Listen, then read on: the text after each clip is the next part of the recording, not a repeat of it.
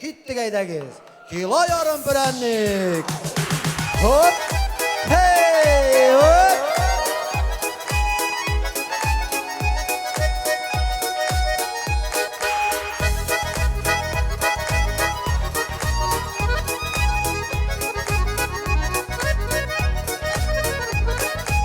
Eligine koytkan idik, indi giderge vakit. Tutur enkey berengini bizge bir iki kapşık.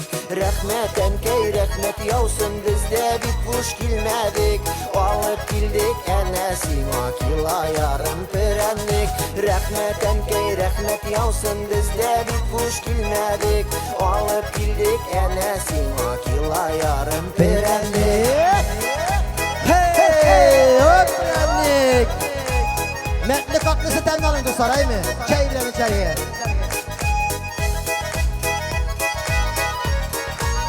Hey hey. Bir el üstte bir eli bir balık gidik balakta. Dağın serip sırama bizge barsı dabada. Rahmet enkey rahmet yavsun bizde bir kuş bilmedik. Balık bildik enesine kila yarım perenlik. Rahmet enkey rahmet yavsun bizde bir kuş bilmedik. Balık bildik enesine kila yarım perenlik. Hey dostlar prenlik. Şef dostum prenlik. Anın metni kaklısı şef.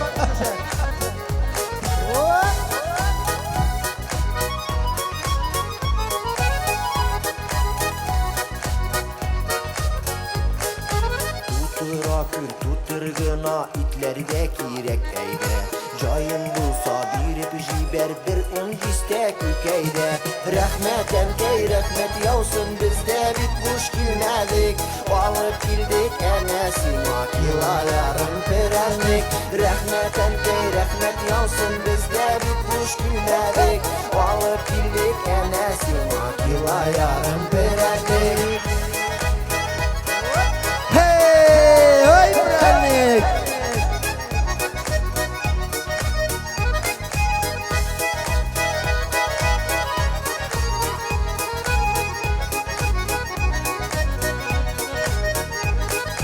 Rahmet enkey rahmet yavsun bizde bitmuş bilmedik.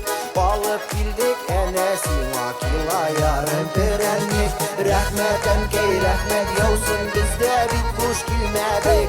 Balık bildik enesine kila yarım perenlik. Balık bildik enesine kila yarım perenlik.